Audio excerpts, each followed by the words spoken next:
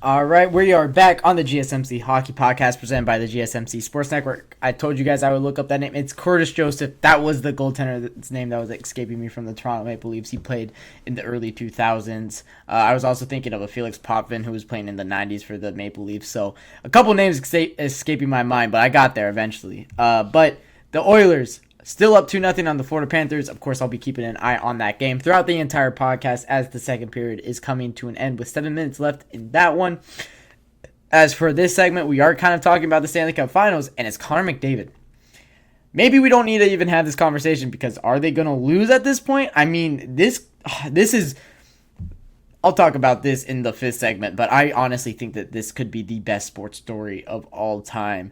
But that is for the fifth segment, talking more on this Game 6. For this one, Connor McDavid has 42 points in 23 postseason games. 42 points in 23 postseason games. He has 8 goals, 34 assists. He has over an assist per game. This guy, man, what can't he do on the ice? Connor McDavid is so special. Is he special enough to win a Conn Smythe even in a loss, though? Well, he's the favorite right now to win a Conn Smythe. He's minus 220 entering Game 6. If the Panthers won today, even if the Panthers won, the favorite was for McDavid to win the Conn Smythe. You needed a remarkable performance from Sergei Bobrovsky, maybe a shutout for this one. You needed maybe a Matthew Tkachuk or Alexander Barkov, probably more Alexander Barkov to get a hat trick or 4 points in this one. Not looking like any of that's going to happen. It's 2-0 to the Oilers right now with a little bit more left to play in this game. What more can you say about Connor McDavid? This guy is taking this team, putting them on the shoulders, and dragging, like he said, drag that other team back to Alberta. That's exactly what he did. He fulfilled on that promise. Now they're playing in Alberta, and he knew that they didn't want to. They knew they wanted to close that out in Game 5, and I think the Panthers needed to close that out in that Game 5, because looking at this Game 6, here's the thing. You gave the Oilers momentum through that Game 4, 8-1, through that Game 5, 5-3, and then they're going back home. So any momentum that was maybe lost in the second half of that Game 4, that maybe we saw, of course, the Oilers jumping out to a quick 3-0 lead, then the Panthers coming back, making it a 4-3 game in that game. It seemed like the Oilers lost some of that mojo, some of that momentum. Now, going back home, now they got it all back.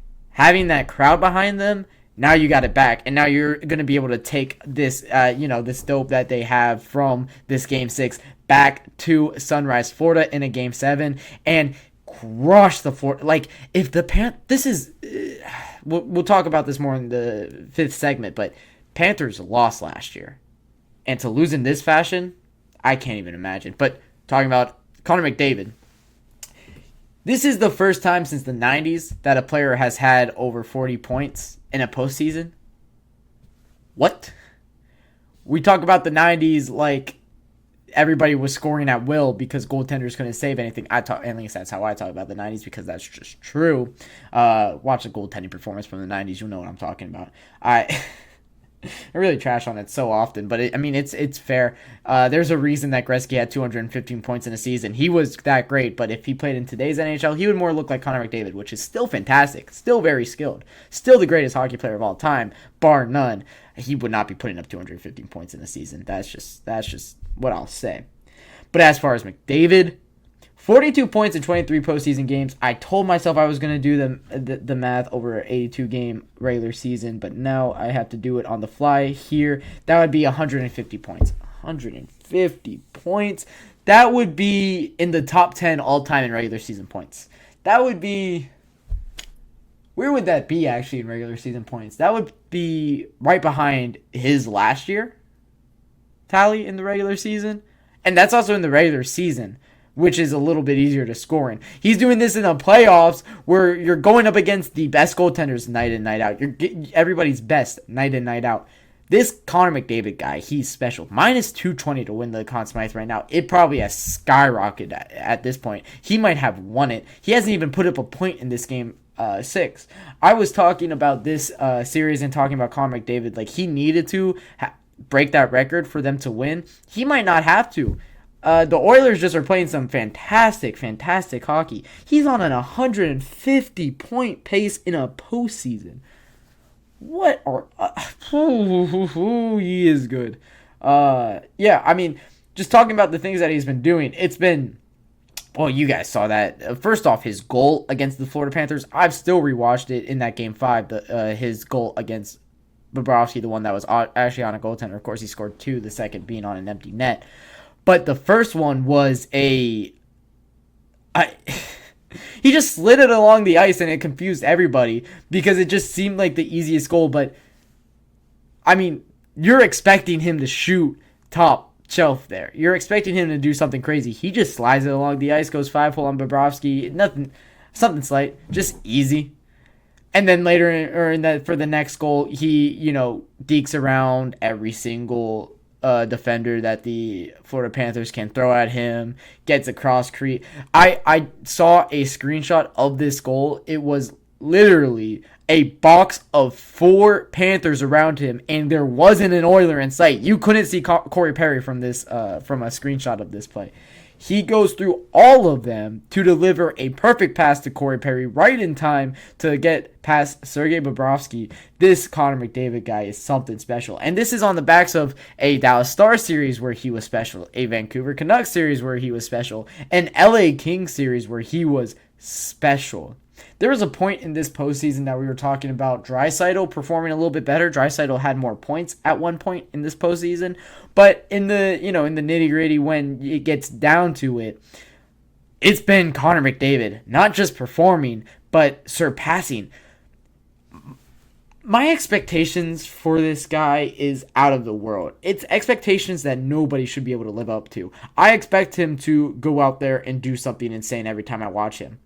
He does. He lives up to the expectations. That's what makes him different than any other athlete that I have watched in my life, barring the greatest of all time for their sports, has not been able to do that. The only athletes that I can think of off the top of my head in my entire lifetime that has been able to do what Connor McDavid does, kind of perform no matter when I'm watching him, Lionel Messi when he was playing for FC Barcelona in the early 2010s. Not even lately.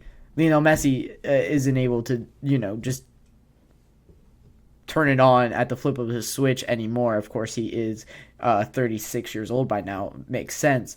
But there was a very long point where it was just Lionel Messi will take over a game and you face him and there is fear in you. LeBron James in 2015 through 2018. Not even Heat LeBron James. And I wasn't old enough to watch original Cavs LeBron. But from 15 to 18, LeBron James. 2000 to 2009, Tiger Woods. That might be it. It begs the question: is Connor McDavid the greatest athlete in a sport right now? Let's think about the comparisons here. You got Patrick Mahomes, which is fair, and I'll leave that one to the side. You have Nikola Jokic is the best basketball player in the world right now. I think that is understandable to say. Connor McDavid is a better player than Nikola Jokic is for their sport. Best baseball player right now.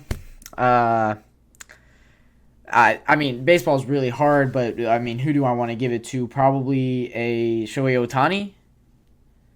Maybe a Aaron Judge.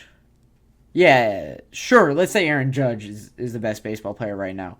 Connor McDavid is by far a better athlete in this sport than Aaron Judge is in his. Okay. Golf, Scotty Scheffler. I don't think he's at that level. Tennis, it's Carlos Alcaraz. I believe that's how you pronounce his name. I don't think that he's at that level of Connor McDavid. So we're talking about Patrick Mahomes here, and maybe that's comparable. Patrick Mahomes does some nutty stuff, but I just don't think that Patrick Mahomes is at the level that Connor McDavid is in his sport. Connor McDavid is the greatest athlete in their sport currently. And we're watching him in a playoff run where he is completely putting his Oilers team on his back. 4 points in the last 2 games, winning both games essentially for the Edmonton Oilers. So impressive. Can McDavid win the Conn Smythe even in a loss? Absolutely. First off, he's the favorite. So first off, the Vegas betting odds have already kind of tipped their hand in that. But it doesn't even matter with the betting odds. You could just see with your eyes. This guy is the best. The Conn Smythe goes out to the playoff MVP. Connor McDavid is the most valuable player in the playoffs. He is the best player in these playoffs. He is the most important player in these playoffs, and he has had the most success in these playoffs by far. And of course, if they lose, he still wouldn't want the Conn Smythe. Like truly, and I understand that he wouldn't even be looking for the Conn Smythe in a loss, but it's still his, right? He earned it.